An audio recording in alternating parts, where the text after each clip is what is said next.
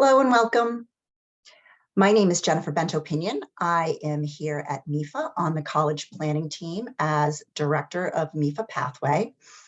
And today's webinar, we are going to talk about college admissions and MEFA Pathway. This webinar is part of the MEFA Institute, which is MEFA's professional development program for educators. So this session is eligible for a PDP. And you can find all of our other opportunities on our website. And I actually popped that link right in the chat, so you can grab it from there. And this includes expert guidance on a variety of topics. So certainly take advantage of that. We are recording the session, so you will receive an email as a follow-up with a link to the recording and our slides here that we'll be going through. All right, so just a few logistics. I'm sure many of you are more than aware of how to be on a Zoom call, but here we are. We have our audio settings that allow you to control the volume levels, the chat feature, which is disabled for you folks to communicate with me. If you have any questions, you can type that in the QA feature and we can look at the questions after the presentation. If you would like to use the live transcript feature to see closed captions, just click that button up at the top there. And then of course, if you need to leave the webinar, feel free to do so. Again, this session is recorded, so you will get a copy of the recording and the slides. All righty, a little bit about MEFA.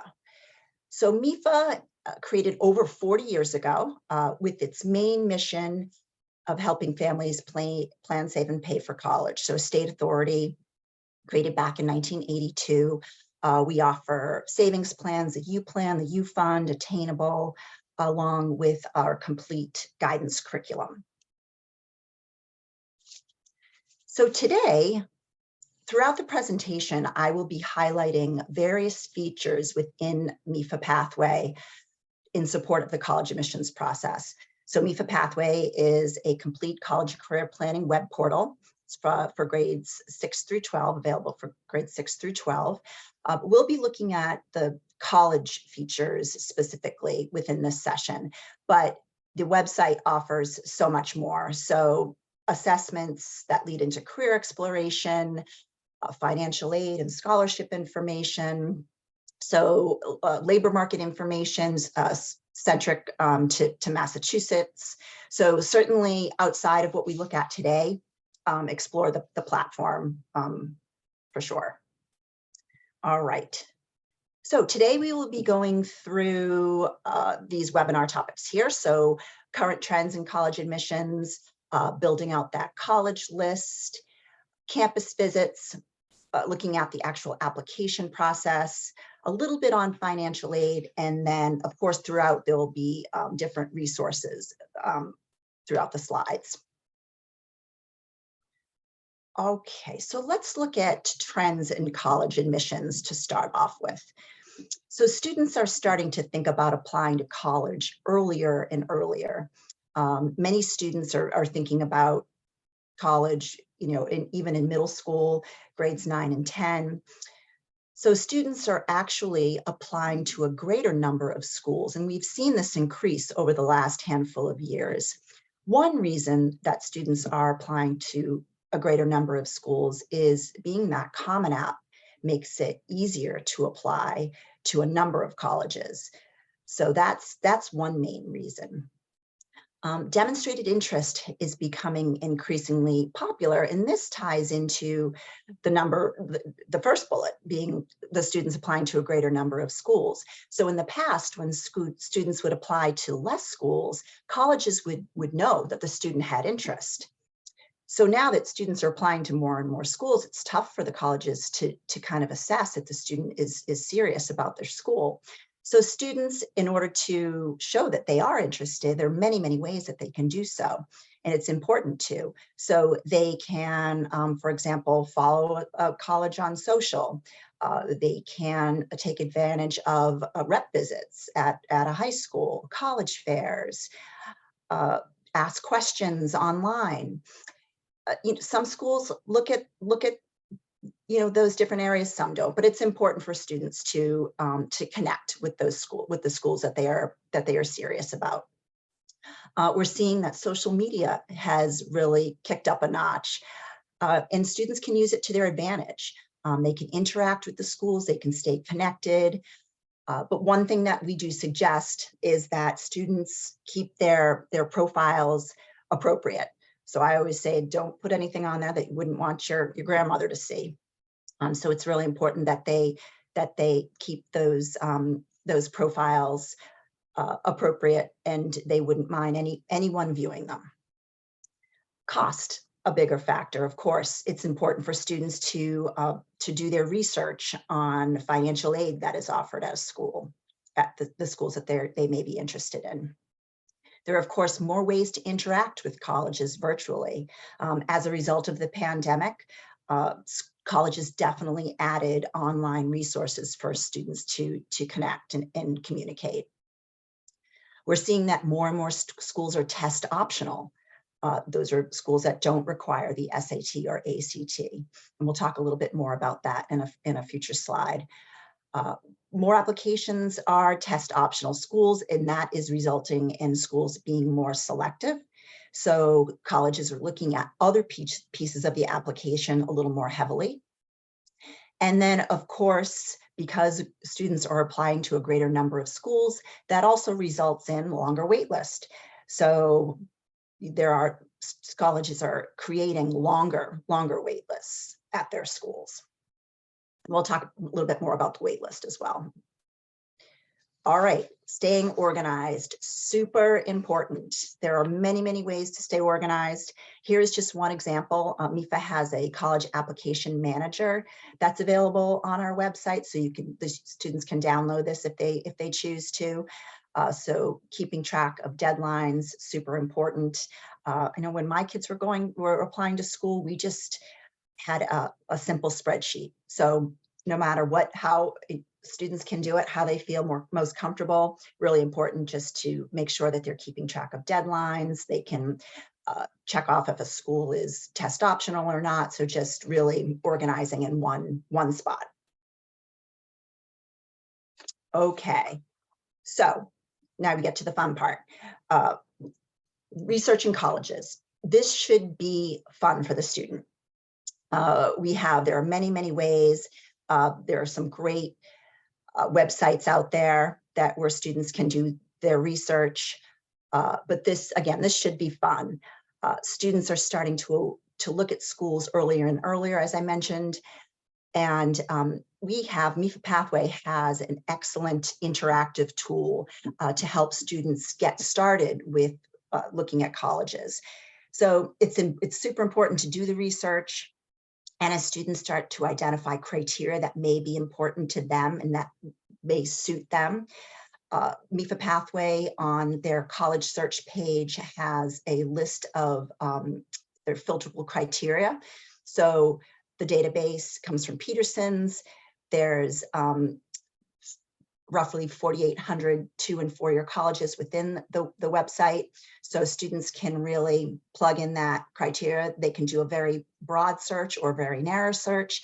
And once they start looking at colleges that they may be interested in applying to, they can add those colleges to their college list. So maybe through grade 10 and grade 11, they have, a 15 to 20 colleges on their list, and then they would start to narrow that list down as they start to decide what colleges they'll actually be applying to. Okay, so college factors to consider.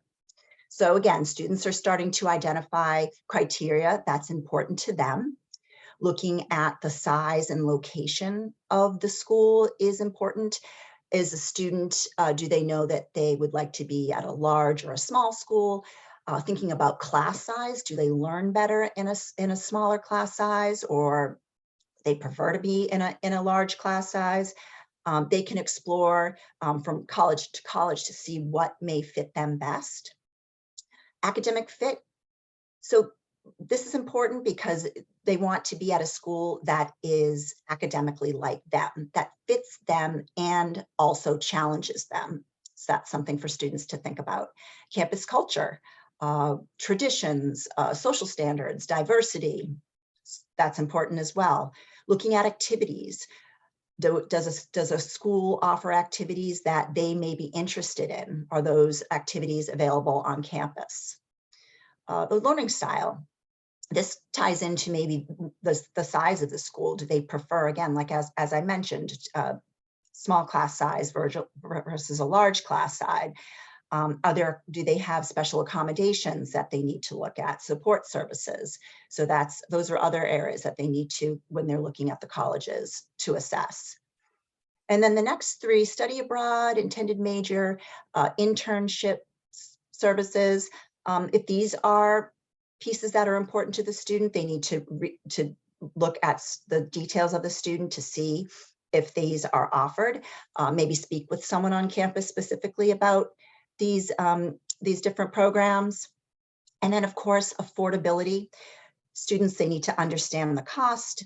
Finances are important, but also to understand that students may pay much less than the sticker price due to financial aid. So these are all pieces that the student should be looking at and assessing as they are starting to research their colleges.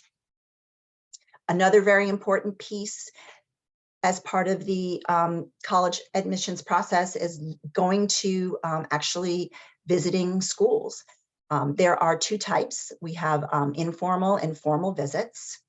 So informal visits are great maybe when the student is looking at the colleges earlier. They're open environments where the students can visit anytime. They're valuable because the students can do a drive-by, they can observe students on campus, they can informally take a walk through campus, do like a self-guided tour. They could even attend a sporting event or a theater production, a play. So they get a real sense of the campus, how it feels, especially, as I said, early on in the process. Then there are formal visits. So formal visits, if a student is a little bit more serious about a college, formal visits are suggested. The student can go right on the college website and sign up for a tour. Many of these are led by students. So that's fun for students too, because they can ask questions, and that's suggested that they go prepared with some good questions. And those sessions that are led by students are super excited. They attend the college, they want to share, they're excited about sharing and prospect, students with prospect students. So these are great for students to take advantage of. And here in Massachusetts, we are so fortunate as we have access to all types of colleges: public, private, community colleges, rural, urban, small, large. And within driving distance, so it's very important for students to take advantage of this. And if they have a school that they may not be able to visit that is outside of Massachusetts, maybe they can find a comparative school that they could visit just to get a feel for that campus. And one other thing I'll mention is that the colleges have really enhanced and expanded their virtual offerings. So if a student absolutely can't get to a campus, maybe they can do a more virtual tour on the college website. So super important though to take advantage of one of those areas, whether it's informal, formal, or virtual. Okay, college fair tips. So if a student, this is another great way for students to learn about different colleges all in one place. So the students can sign up online. Important that the student checks out the list of colleges that will be participating beforehand, because a lot of times there are many colleges that participate. So students want to have a plan of attack before they go. So they have their list of colleges that they'll want to visit prior. Many college fairs have information sessions, so if students can take advantage of that. That's important. And also, you could potentially schedule one-on-one meetings with colleges if that is available. There's a list of upcoming events on this website here, nacacfairs.org, so you can check out what's upcoming. And one other thing that is suggested is that if you do visit one of the colleges at a fair, you make certain that the student gets their name on their sign up, because that is an example of demonstrated interest. And some high schools even offer smaller fairs at their own institutions. So that's always something great to take advantage of too for students. Okay, so now we're assessing prospects for admission. So students will be developing a list of colleges with each type: likely, possible, and reach. Likely is where the students are likely to be admitted. So when they look at the college profile, they have a similar profile to that college. Possible is where they meet the profile, but may be a little bit more competitive. And then those reach schools are quite competitive. So they would be a reach for all students. So an example would be our Ivy League schools, where they have a high number of applicants, and knowing that colleges can't admit all students, even if they fit the profile. So great way for students to start assessing those types of students is to use MEFA Pathway's College Compare feature. So students can go in to the College Compare tool, and they can add up to 5 schools, as you can see across the top here. And they can also add their preferences if they would like to. So as you can see, this chart here shows that the students' preferences were added. And then based on the color that's highlighted, you can see if the student falls outside of those preferences. So in the case of the type of school, the setting, size, you can see location, admission difficulty. And then as we go down here, you can see if the student falls into the GPA range. So that's looking at if the student is more of an academic, if the student falls into that academic profile of the school. So students can save as many comparisons as they like within MEFA Pathway. So obviously so many different combinations that the student can add. So they could take UMass Lowell off of this chart and add, a totally different school, save the search. And then so this is a great way for students to build out that list of likely, possible, and reach schools. Okay, moving on to college application types. So we know that there are different times that students can apply for college. So we have the regular decision, which usually has deadlines in early January and throughout the next couple of months. We have early action. So these early action and early decision deadlines are both starting in November, typically, November and December. So the early action admissions may lead to hearing back earlier on a college. Early decision is students making sure that this is their absolute top choice. This is a binding agreement. So encourage students to visit the college calculator to understand financial aid, and if that will be adequate. Then we have rolling admission. That is where students can, and it's suggested that students apply on the earlier side if a college is a rolling admission. Colleges may run out of financial aid, and then they close the application when the admitted class size is adhered to. And then we have open admission. So this admits most students for most programs anytime. That's considered with many of our community college. But although you do want to suggest to students that they, if there is a specific program that they're applying to, this may fill up. So just have them apply on the earlier side if there's a specific program that they would like to take advantage of.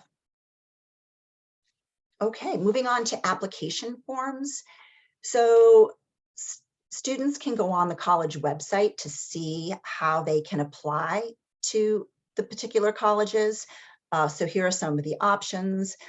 We have Common App, of course. There are over 1,000 colleges that utilize Common App. There's the Universal College app and the Coalition app.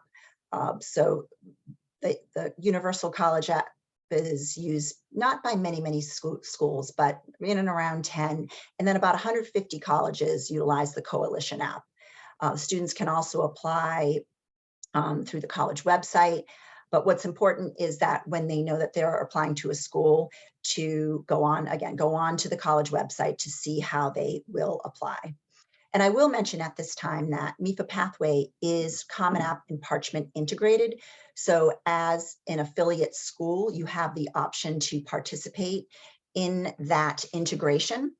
So if you're interested in that, you can always chat with me after, and we can talk about that.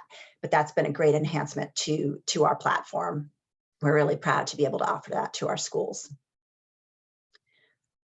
Okay, now college application components. So it's important that the students, they treat their application like a work of art. It's a strong representation of themselves.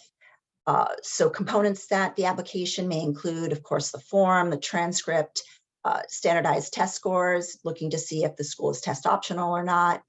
Letters of recommendation may be required, important to see on each school if they are. Activity list or their resume, an essay, looking to see if an interview is required. That's very important. And then audition and portfolio, these may be additional pieces if a student is applying to a specialized program, maybe dance or music or art. So just encourage students to get onto the college website and see what is required of their application for each school. Okay, now we'll look at the components a little more specifically. Academic readiness. This is still the most important component of a student's application. Colleges want to make certain that students can handle the academics at their college. And that said, I will say that there's a college out there for everyone. So a lot of students get discouraged. There's a college out there for everyone. Colleges are looking at more than just grades, or looking at the rigor of the student's transcript. They're looking at, they want to see good grades, but they also want to see challenging classes. Also encouraged is for the student to check to see if AP classes translate into college credit. So students should look into that. Colleges are looking at improvement over time. Maybe they, in grade 9, they were a little shaky with their grades, but then they improved over the course of the next couple of years, and they held steady. So colleges look at that. Are students exceeding their minimum requirements? Are they taking courses that are relevant to their college plans? So subjects matching their intended program of study. And also for students to look up and they can check this out online, are the requirements for Mass Core. So there's a sliding scale for Mass public colleges and universities. So we want to remind students also not to let their grades slip senior year. Colleges do have the right to rescind an admission if the senior grades aren't satisfactory. And that's unfortunate if a student gets into a college and maybe it's even their first choice, and then they let their grades slip. So just important to remind students on that front. All right, so moving on to standardized tests. So as I mentioned earlier, more and more colleges are becoming test optional. Students can get the list of colleges on fairtest.org. So students are starting to take maybe grades 10 and 11. They start off with taking the PSAT. So this offers practice and assessment. So when they take the PSAT, they can then, in College Board, they can connect their scores to Khan Academy for customized test prep. So that's great in obviously prepping for the SAT.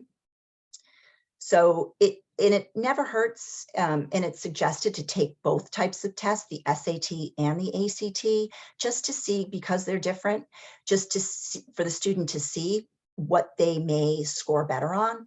So the SAT is more analytical, critical thinking, where the ACT is more curriculum based. So again, never hurts to take both, and just to see what they may test a little better on. So if a school is test optional, and the student does well on either test, they send those scores in. They will be considered. So if they do well, do have them send it in. And if they choose not to, other parts of that application will be looked at a little more heavily. So that's important for students to know as well. Okay, so building out that activity list and resume. So colleges are looking for leadership, resilience, family responsibilities, consistency, passion. So they're looking at a list of activities that includes both inside and outside of school. So MEFA Pathway has a great tool that students can actually start adding all the great things that they're doing in grade 6. So by the time they get to grades 10, 11, when they actually need that resume, they have been building on that for years. So students can select different activities that they want to appear in a particular resume draft. So they can put in honors and awards, skills and strengths, employment, certification, sports, clubs, that sort of thing. And then again, they can create as many drafts as they like within MEFA Pathway, and then they can add that to their college application if they choose to. So a great way for students to just keep track of all the great things they're doing. All right, essay, another important part of the college application. The essay is not a research paper, but a personal story.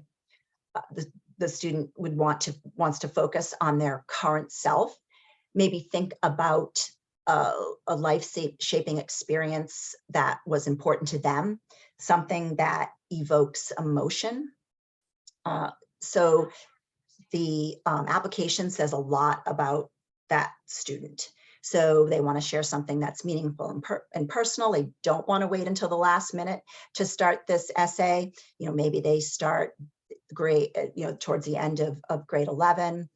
It's encouraged to maybe read aloud to a friend or a family member just to get some feedback, try different topics, different approaches. Plagiarism is taken very, very seriously. So that's important for students to note. And yes, and again, it's something that the student doesn't want to rush. So they want to leave plenty of time so they're not cranking out their essay the night before their applications due. So this leads us into the Common App prompts for our fall 2023 admission. So in general, they stay pretty much the same over the seasons. There's a wide range of topics and choices.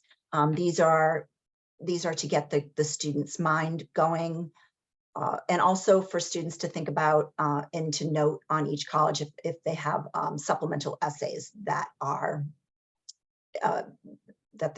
they are required of. So important for students to see. So here's just giving an idea of the prompts for next year, or for this coming fall rather. All right, letters of recommendation. So students can start thinking about and even request a letter of recommendation at the end of the junior year, because that would give the teacher plenty of time to put something together for them.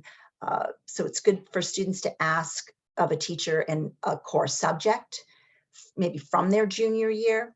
And they also want to consider AP and honors teachers. Again, asking in their junior year to give plenty of time, maybe looking at, does the school have a particular format that's required when asking a letter of recommendation from a teacher?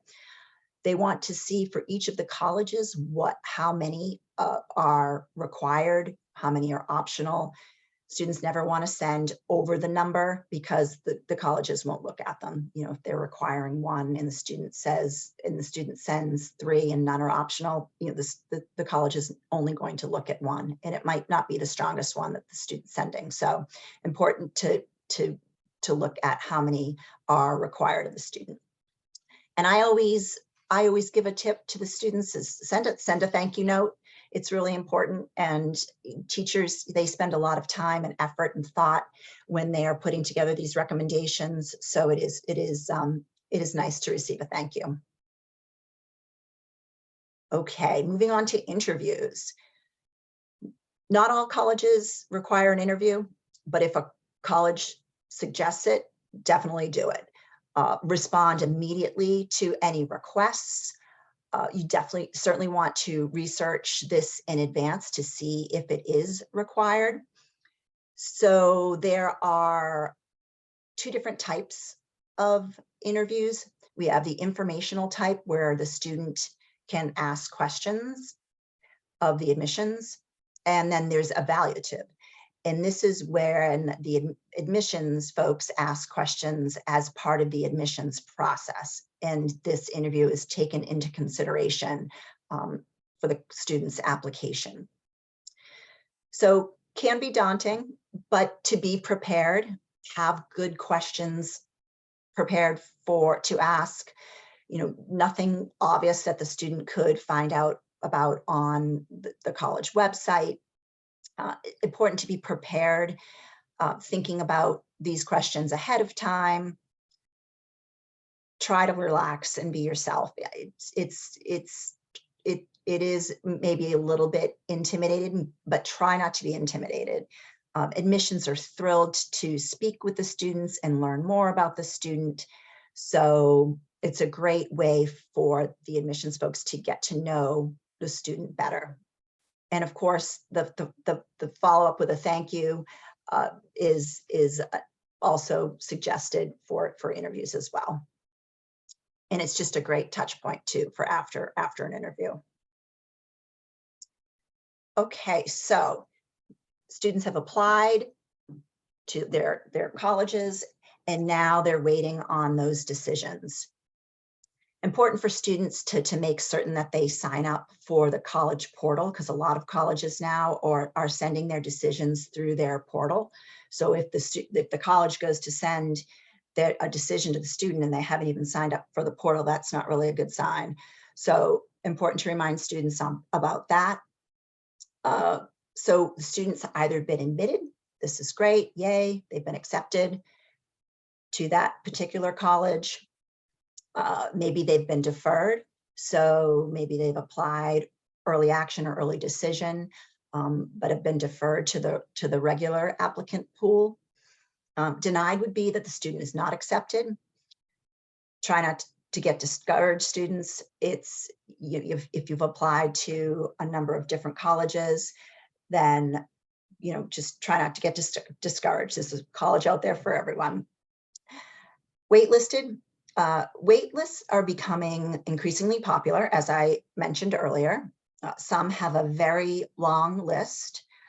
So if a student has been put on the wait list, it's suggested that they write a short note to the admissions saying that they'd like to stay on the list. But the student also should move on in their mind, because they may not be admitted from the wait list. And if they are accepted off the wait list, this may mean minimal financial aid. So important for the student to have another college in mind that they can send their deposit to. And that deadline is typically May 1st to secure a spot at that school. A little bit about college affordability. MEFA has a myriad of resources on financial aid and paying the college bill.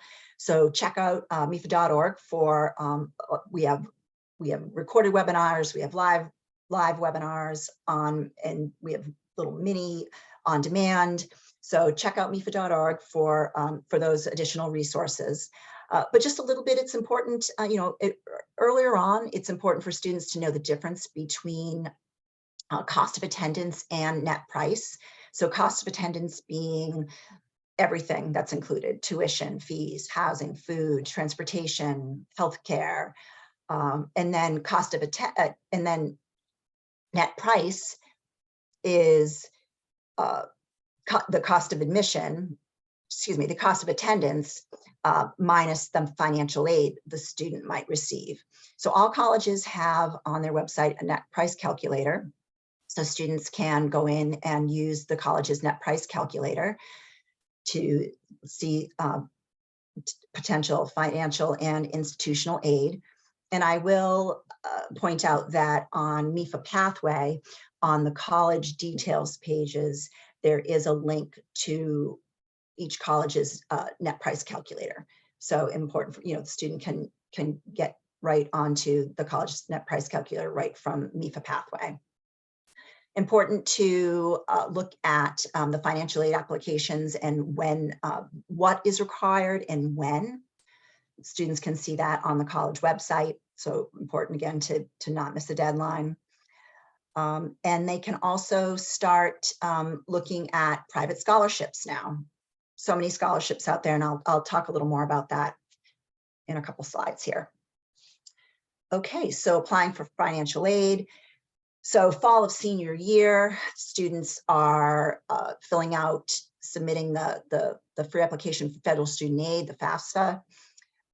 It's important for students to look to see if additional financial aid forms are required of the schools. So does the school require the CSS profile? So they want to make sure that they're completing, again, all these forms that are required and doing that on time. Options in Massachusetts. So mass transfer, we have an amazing program, mass transfer in Massachusetts. MEFA Pathway has a tool specific to this program. So students can go into the mass transfer benefits tool and select, there are two different drop downs. A student can select a community college and then a four-year college that they potentially may transfer to, and it will outline the estimated savings for each of the three programs, the A to B, the Gen Ed, and then the Commonwealth Commitment Program. So students can save as many plans as they like, and then they can even apply those plans to the college compare tool and the college cost calculator. So great option or opportunity for students to start at a community college and transfer up to a four-year. More and more students are doing that. It's a great way to save money. Also, there's a program, tuition break. So this is a reduction on out-of-state tuition costs at area New England schools. So students can check that out at nevi.org.